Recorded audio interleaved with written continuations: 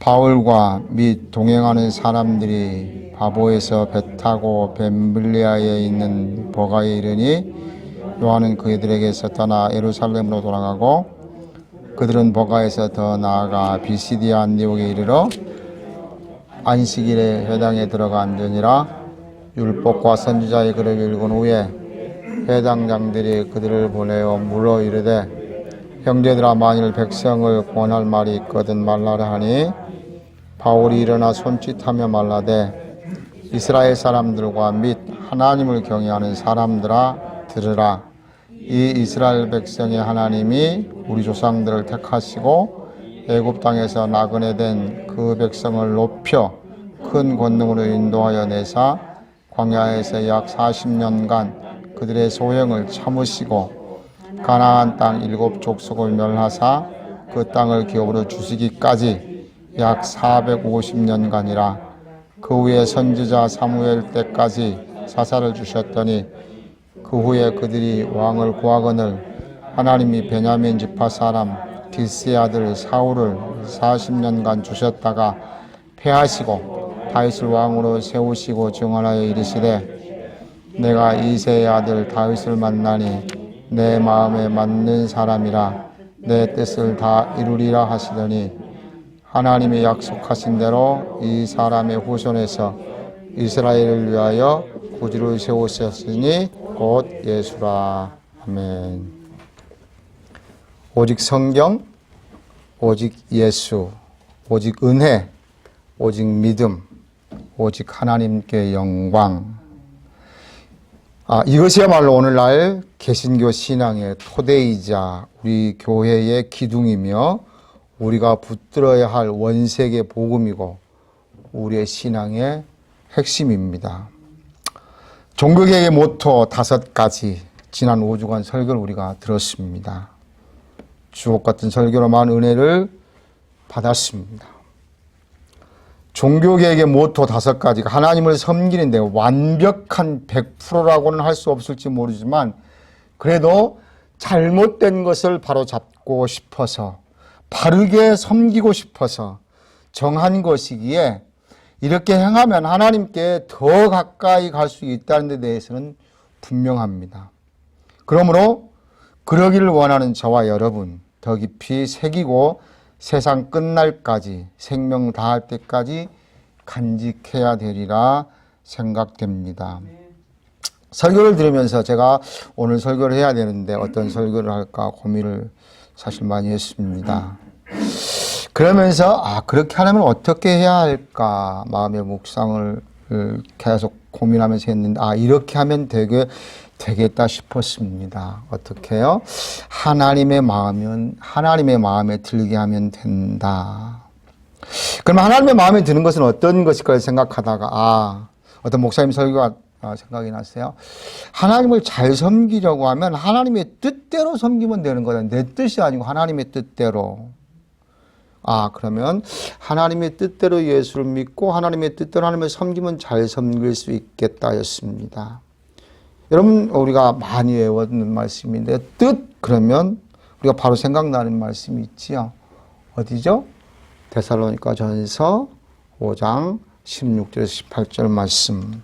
항상 기뻐하라 쉬지 말고 기도하라 범사에 감사하라 이는 그리스도 안에서 늘 향하신 하나님의 뜻이니라. 그렇지요. 그러나 저는 그것만이 아니고 데살로니가전서 5장 12절부터 22절까지 말씀이라고 생각합니다. 우리 한번 같이 찾아서 한번 읽어보겠습니다. 데살로니가전서 신약성경 333페이지인데 5장 12절부터 말씀입니다. 데살로니가전서 5장 12절에서 우리 하나님의 뜻대로 정말 하나님을 잘 섬기고 싶어하는 우리들이기에 한번 같이 5장 12절에서 22절까지 말씀 같이 한번 읽겠습니다. 같이 읽습니다. 형제들아 우리가 너희에게 구하노니 너희 가운데서 수고하고 주 안에서 너희를 다스리며 권하는 자들을 너희가 알고 그들의 역사로 말미암아 사랑 안에서 가장 귀히 여기며 너희끼리 화목하라. 또 형제들아 너희를 권면하노니 게으른 자들을 권계하며 마음이 약한 자들을 격려하고 힘이 없는 자들을 붙들어주며 모든 사람에게 오래 참으라. 삼가 누가 누구에게든지 악을 갚지 말고 서로 대하든지 모든 사람을 대하든지 항상 선을 따르라. 항상 기뻐하라. 쉬지 말고 기도하라. 범사에 감사하라. 이것이 그리스도 예수 안에서 너희를 향하신 하나님의 뜻이니라.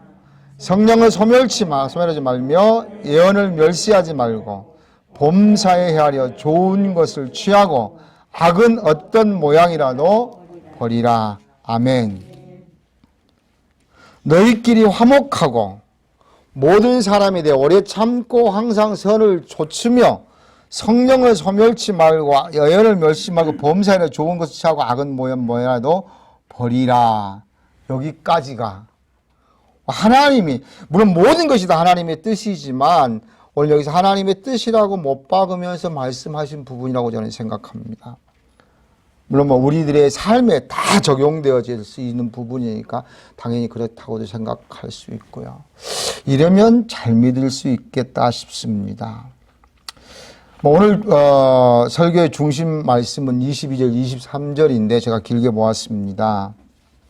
다른 부분도 있지만 특별히 16절 말씀, 바울이 일어나 손짓하며 말하되 이스라엘 사람들과 및 하나님을 경외하는 사람들아 들으라 라고 말씀합니다. 하나님을 경외하는 사람들만 이 말씀을 들을 것이 아니라 이스라엘 사람들까지 포함하고 있습니다. 장차 하나님을 경외할 사람들, 아직은 아닐지 모르지만 그 모든 사람들까지 다 포함한 대상이 오늘의 말씀입니다. 누가는 여기 오늘 본문에서 다윗을 사도 바울의 말을 빌려서 하나님의 마음에 맞는 사람이라고 기록하고 있습니다. 더 나아가서는 하나님께서 하나님의 뜻을 그를 통해서 이루시겠다고 하고 있습니다. 즉 하나님이 쓰시겠다는 것입니다. 하나님의 계획의 통로로 삼겠다는 것입니다.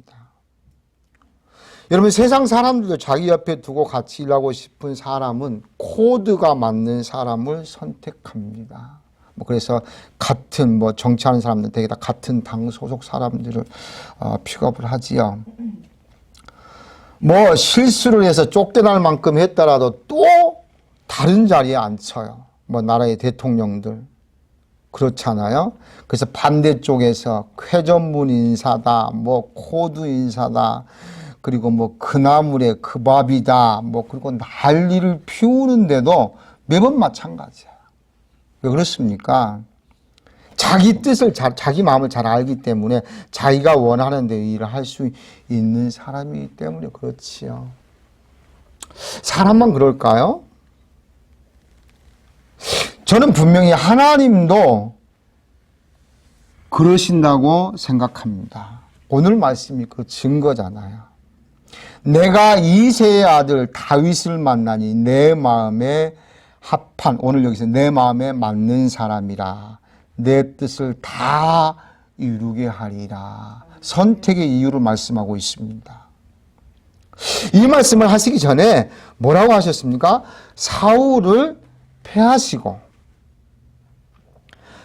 40년간 왕으로 세웠던 그 사울을 패하시고 다윗을 왕으로 삼으셨다고 말씀합니다.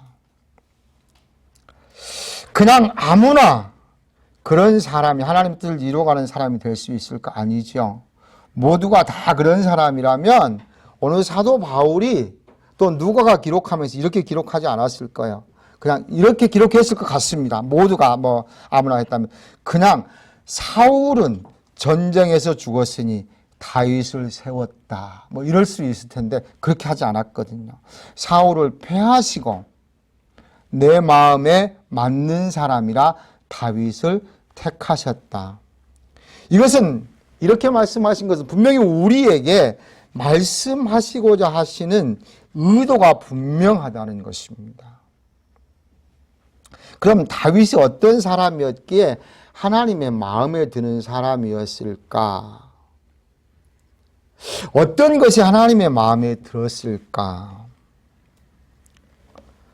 우리가 종교개혁 모토 5가지를 우리가 설교를 들으시면서 오직 믿음, 그러면서 또 행함에 대해서도 우리가 같이 말씀을 치우치지 않도록 들었습니다. 다윗의 삶을 통해서 또 하나님께서 아까 우리가 데살로니가전서 5장 16절 18절 우리가 잘 하시는 그 하나님의 뜻, 이것과 함께 다윗의 그 삶을 통해서 한번 같이 생각하면서 연관해서 은혜를 나누고, 또 우리가 이 세상에 살아가면서 그렇게 도전받고 살아가기를 원합니다. 첫 번째, 항상 기뻐라입니다. 우리가 대표적으로 잘 아는 시편 23편, 여호와는 나의 목자시니 내게 부족함이 없으리로다. 그가 나를 푸른 초장에 누시며 실만한 물가로 인도하시는도다. 내 영혼을 소생시키시고 자기 이름을 위하여 의의 길로 인도하시는도다. 내가 사망의 음침한 골짜기에 다닌다 할지라도 해를 두려워하지 않을 것은 주께서 나와 함께 하심이라. 주의 지팡이와 막대기가 나를 안위하시나이다. 주께서 내 원수의 목전에서 내게 상을 베푸시고 기름으로 내 머리에 바르시니 내 잔이 넘치나이다. 나의 평생에 살아심과 인자하심이 정녕 나를 따르니 내가 여호와의 집에 영원히 거하리로다. 아멘. 이 시편을 묵상하실 때 어떤 감정이 드시나요? 저는 만족과 기쁨이 동시에 저에게는 진하게 묻어납니다. 평안이 느껴집니다. 자기가 뭔가를 얻어서 자기 때문이 아니라 이 다윗이 고백할 때 여호와께서는 자기의 목자이기 때문에, 나의 목자이기 때문에 모든 것의 상황이 이렇다고 표현하고 있습니다. 여호와를 자기 하나님으로 삼는 이는 항상 이런 현상이 진행될 것이며 그는 항상 기뻐할 수밖에 없다고 말하고 있습니다. 또한 하나님 때문에 그만큼 기뻐한 자가 또 있을까 싶을 만큼 기뻐한 자가 다윗입니다. 사무엘하 6장에 보면 하나님의 교회가 다윗성에 들어올 때 다윗이 기뻐서 춤을 췄다고 기록하고 있습니다. 성경에는 춤을 췄다 그 정도가 아니고요. 수식을 하나 첨가했습니다. 힘을 다해 춤을 추었다고 표현합니다. 힘을 다했다는 것이 어떤 것인지는 모르지만 미갈은 이런 현상에 대해서 이렇게 비꼬았습니다. 이스라엘 왕이 오늘 어떻게 영화로우신지 방탕한 자가 염치 없이 자기의 몸을 드러내는 것처럼 오늘 그의 신복의 계집종의 눈앞에서 몸을 드러내셨도다. 아마 힘을 다했다는 것이 정신은 너무 기뻐서 정신을 잃을 만큼, 바지가 내려가는 것도 모를 만큼 기뻐하면서 춤을 췄다고 생각이 되어집니다. 이때 이 아내 미갈에게 다윗이 대답을 하는데 너무 멋진 대답을 합니다. 우리 같이 한번 보실까요? 사무엘하 6장 21절 22절입니다. 제가 가지고 있는 성경으로는 473페이지, 구약성경 473페이지인데요. 다윗의 대답입니다. 473페이지 사무엘하 6장 21절 22절 같이 읽겠습니다. 다윗이 아닌가요? 잘못 찾았나요? 사무엘하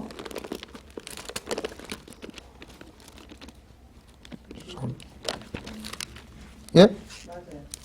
맞죠? 사무엘하 6장 21절 22절 같이 읽겠습니다. 다윗이 미갈에게 이르되 이는 여호와 앞에서 한 것이니라. 그가 내 아버지와 그의 온 집을 버리시고 나를 택하사 나를 여호와의 백성 이스라엘의 주권자로 삼으셨으니 내가 여호와 앞에서 뛰놀리라. 내가 이보다 더 낮아져서 스스로 천하게 보일지라도 내가 말한 바 계집종에게는 내가 높임을 받으리라 한지라. 아멘. 춤을 춰도 힘을 다해 추었으며 이보다 더 당신이 말하는 것처럼 당신이 그렇게 나를 비꼬면서 말할지라도 더 낮아져도 스스하게 천하게 보일지라도 이렇게 하겠다고 말씀합니다. 기뻐하겠다고 말씀하고 있습니다. 그는 왕입니다. 미갈이 말하는 것처럼 체면을 세울 만도 합니다. 점잖을 만도 합니다. 그러나 그는 그렇게 하고 있을 수가 없었습니다. 왜요? 너무나 기뻐서. 전심으로 기뻐함이 있기 때문입니다. 하나님의 뜻, 항상 기뻐하라는 말씀에 너무나도 합한 자이기에 하나님께서도 당신의 마음에 합하지 아니할 수가 없는 자입니다. 다윗은. 우리는 왕이 못 되어서 하나님의 계가 우리 집에 안 들어오지 않아서 그렇게 못 하시는 건가요? 시편 23편의 고백은 어떻게 우리가 적용하지요? 시편 32편에는 이렇게 말씀하고 있습니다. 혹시 우리들이 그렇게 생각할까 봐.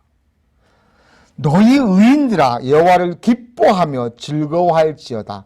마음이 정직한 너희들아 다 즐거이 외칠지어다. 사랑하는 성도 여러분, 많은 어려움과 시련이 있어도 복중에 있을 때 우리가 이미 태어나기도 전에 우리를 선택하셔서 구원해 주시고 자녀 삼아 주신 하나님 때문에 항상 기뻐하시는 성도님들 되실 수 있기를 주님의 이름으로 간절히 축복합니다. 둘째로 쉬지 말고 기도하라입니다. 기도는 하나님께 구하는 것입니다. 아주 간단하게 말하면 구하는 것인데, 그러나 저는 거기까지가 아니라고 생각합니다. 기도는 하나님께서 함께 하시는 것이고 기도하는 자에게, 그래서 하나님께서 함께 하시는 그것을 기도하는 그가 느끼는 것까지가 저는 기도라고 생각합니다. 왜요? 내가 구하면 하나님께서 응답하시고 그분이 일을 하시는 것이 기도이기 때문입니다. 마가복음 11장 23절 말씀에 그러므로 내가 너에게 말하노니 무엇이든지 기도하고 구하는 것은 받은 줄로 믿으라. 그리하면 너에게 그대로 되리라. 그러니까 우리가 기도하면 하나님께서 우리에게 다 응답해 주신다는 것이에요. 응답해 주신다는 얘기는 뭐예요? 하나님께서 우리와 함께 하시는 것이고 내가 그걸 느낀다는 거예요. 그러니까 우리가 기도해 놓고도 못 느낄 때가 너무나도 많습니다. 그냥 우연히, 자연히, 환경이 그러니까, 상황이 그러니까 그럴 때가 너무나 많거든요. 하나님께서 분명히 약속하셨습니다. 받은 줄로 믿으라. 그리하면 너에게 그대로 되리라. 다윗이 기도한 시편을 읽어보면 하나님과의 대화이며 간구인데요. 응답이나 기도나 귀를 기울이사 은혜를 베푸소서 나를 구원하여 내소서 등 기도와 관련된 단어가 굉장히 자주 등장합니다. 시편만이 아닙니다. 그가 왕의 시절을 기록해놓은 역사서에도 보면 무슨 일을 할 때든지 무슨 일을 시작할 때는 꼭 하나님과 함께 합니다. 하나님께 묻는 기도로 시작한다는 것입니다. 늘 하나님을 곁에 모시고 삽니다. 사무엘상 17장 말씀 골리앗과 싸우러 나갈 때 물맷돌 5개를 가지고 나갔다고 기록하고 있습니다. 물맷돌 5개만 가지고 나갔나요? 아니요. 그렇게 고백합니다. 17장 45절에 다윗이 블레셋 사람에게 이르되 너는 칼과 창과 단창으로 내게 나오거니와 나는 만군의 여호와의 이름 곧 너가 모욕하는 이스라엘 군대의 하나님의 이름으로 나아가노라라고 기록하고 있습니다. 물맷돌만 가지고 나가는 것이 아니라 하나님의 이름, 즉 하나님과 함께 그는 나갔다는 것입니다. 사무엘상 9장 말씀에 보면 다윗이 어디로 가든지 여호와께서 이기게 하셨더라. 어디로 가든지 여호와께서 이기게 하셨더라. 9장에도 2번씩이나 기록하고 있습니다. 여기뿐 아니라 매 순간마다 그런 것을 봅니다. 기도하는 자가 하나님과 함께하는 것이고 하나님이 함께하심을 느끼는 것입니다. 예수 그리스도 안에서 너희를 향하신 하나님의 뜻이라고 하신 쉬지 말고 기도하는 이 말씀에 절대적으로 합한 다윗이기에 하나님의 마음에 합하지 않을 수가 없다는 것입니다. 하나님의 마음에 맞지 않을 수가 없다는 것입니다. 우리도 이 땅에서 구하기 위해서, 찾기 위해서, 뭐가 부족해서 닫혀있는 걸 열기 위해서만이 아니라 만군의 여호와께서 나와 함께 하심을 느끼기 위해서 쉬지 말고 기도하는 저와 여러분이 되실 수 있기를, 그래서 하나님의 마음에 맞는 자가 되어질 수 있기를 주님의 이름으로 소원합니다. 또한 세 번째, 범사에 감사라입니다. 감사의 단어는 유카리스테오라는 단어인데, 이 단어는 유라는 단어에서 파생된 것인데요. 유라는 단어는 성공하다라는 뜻과 함께 잘 움직임이라는 뜻이 있습니다. 잘 움직임. 그러므로 감사는 감사하다, 고마움을 느낀다는 것과 함께 잘 움직인다는 속뜻이 있습니다. 그러므로 우리가 범사에 감사한다는 것은 잘 움직이는 것, 즉 바르게 움직인다는 거예요. 거기에서 바르게 반응한다는 것입니다. 말씀 한 번 더 잘 보겠습니다. 시편 138편, 시편 138편 한번 같이 보겠습니다. 시편 138편 1절에서 4절 말씀인데, 제가 가진 성경은 903페이지입니다. 시편 138편 1절에서 4절까지 같이 말씀을 읽겠습니다. 시편 138편 1절에서 4절까지 제가 있는 성경 903페이지에 같이 읽습니다. 내가 전심으로 주께 감사하며 신들 앞에서 주께 찬송하리이다. 내가 주의 성전을 향하여 예배하며 주의 인자하심과 성실하심으로 말미암아 주의 이름에 감사하오리니, 이는 주께서 주의 말씀을 주의 모든 이름보다 높게 하셨습니다. 내가 간구하는 날에 주께서 응답하시고 내 영혼에 힘을 주어 나를 강하게 하셨나이다. 세상의 모든 왕들이 주께 감사할 것은 그들이 주의 입의 말씀을 들으며 그들이 여호와의 도를 노래할 것은 여호와의 영광의 크심이니이다. 아멘. 그냥 감사가 아니라 전심으로 감사한다고 말씀을 합니다. 또 뿐만 아니라 성전을 향하여 그가 아름답게 반응합니다. 예배한다고 말씀합니다. 감사와 함께 영광을 하나님께 돌려드립니다. 그리고 감사의 이유가 자기가 뭔가를 얻어서가 아니라 주의 입의 말씀을 듣기 때문이라고 3절에 고백합니다. 정말 사랑하는 성도 여러분, 하나님의 말씀을 들으시기에 감사가 되시나요? 들으심 때문에 감사의 이유가 되시나요? 혹시 듣는 말씀 때문에 우리의 부담이 되시지는 않으시던가요? 내 행동에 걸림이 되시지는 않던가요? 만약 그런다 할지라도 왜 감사거리가 될 수밖에 없는 것일까요? 성경은 이렇게 말합니다.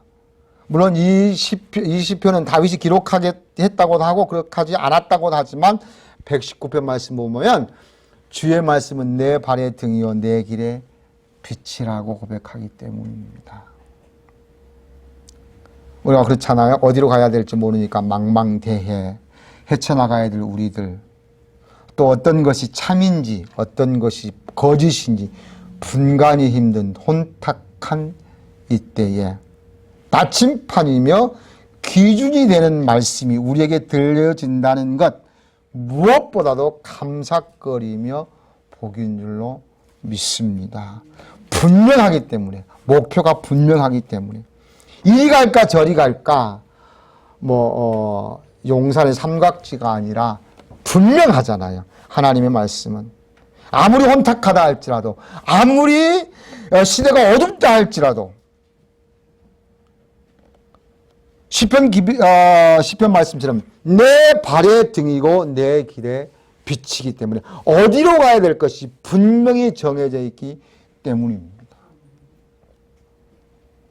뿐만 아니라 자기 아들 압살롬의 피해 도망가면서도 지은 시가 시편 3편인데 여호와여 주는 나의 방패시요 나의 머리를 드시는 자이다라고 하나님을 높여 고백하고 있습니다. 범사에 감사하는 다윗이라는 말씀입니다. 그 어떤 일이 우리에게 불어닥친다 할지라도 우리의 주인 되신 하나님께 감사만 있는 저와 여러분 되실 수 있기를 주님의 이름으로 간절히 소원합니다. 다윗이 이렇게 함으로 하나님의 마음에 맞는 사람인데 하나님께서 그러면 어떻게 하신다고 말씀하셨습니까? 오늘 우리가 함께 보셨는데 본문 말씀 다시 한번 같이 읽겠습니다. 22절과 23절 말씀, 아까 중심 말씀이라 그랬는데 다시 한번 같이 읽겠습니다. 22절 23절입니다. 사도행전 13장 22절 23절 같이 읽습니다. 왕으로 세우시고 증언하여 이르시되 내가 이새의 아들 다윗을 만나니 내 마음에 맞는 사람이라 내 뜻을 하시더니 하나님이 약속대로 구주를 세우셨으니 곧 예수라. 아멘. 마음에 맞는 사람 다윗을 통해서 하나님의 뜻을 다 이루시겠다고 말씀합니다.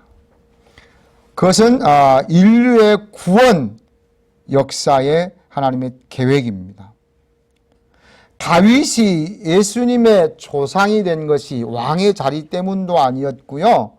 용감해서도 아니었고 골리앗을 죽여서도 아니었습니다.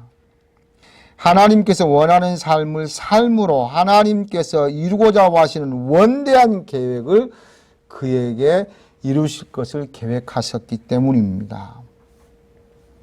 그의 이름은 지금도 온 인류가 기억합니다. 특별히 미국에 와보니까 데빗이 얼마나 많은지 모르겠어요. 평범한 가정에서 자라난 낮은 자로서 목동으로 양을 치던 자가 그의 삶을 바르게 삶으로 그는 위대한 자가 됩니다. 그 위대함은 세상에서의 자리가 아니라 하나님의 계획이 그를 통해서 펼쳐졌다는 사실입니다. 성경은 이렇게 말합니다. 의인은 없나니 하나도 없다. 그렇다고 세상의 모든 사람들이 날마다 하는 것마다 다 죄를 짓고 있다는 뜻인가요? 아니지요. 죄인이라고 하는 것은 100가지를 잘하다가 한 가지만 죄를 지어도 그는 죄인이 되는 것입니다. 마찬가지로 하나님의 일도 크고 엄청난 것만이 하나님의 뜻이라고 하나님의 일이라고 말하지 않습니다.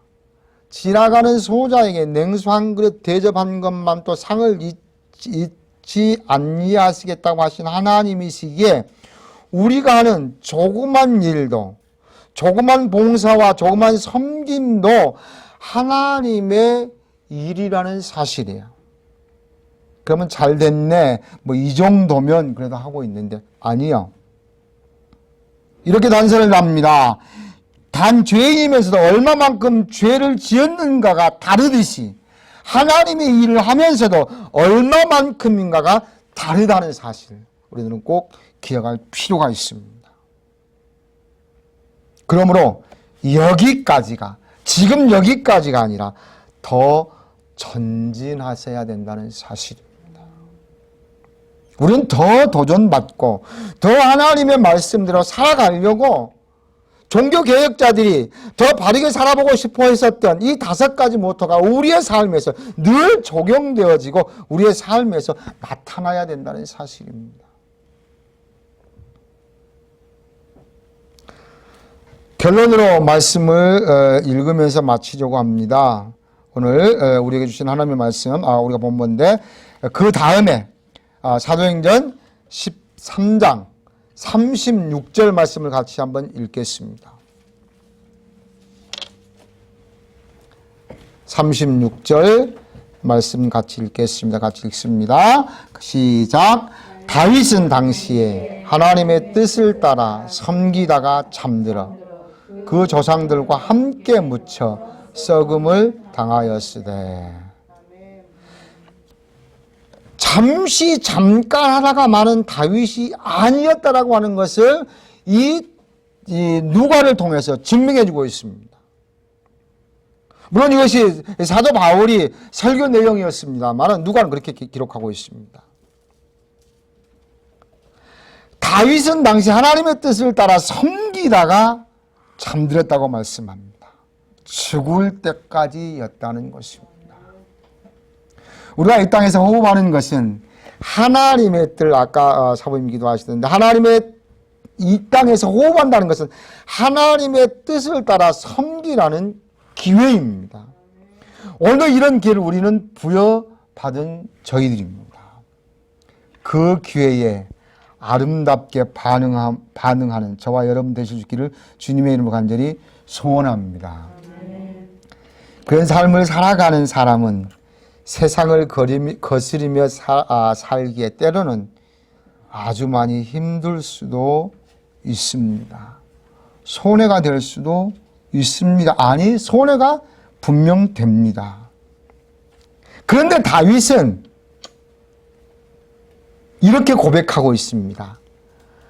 나를 눈동자같이 지키시고 주의 날개 그늘 아래에 감추사라고 시편 17편 8절에 하나님께 하나님 내게 이렇게 해 주십시오라고 소원하면서 간구하고 있습니다.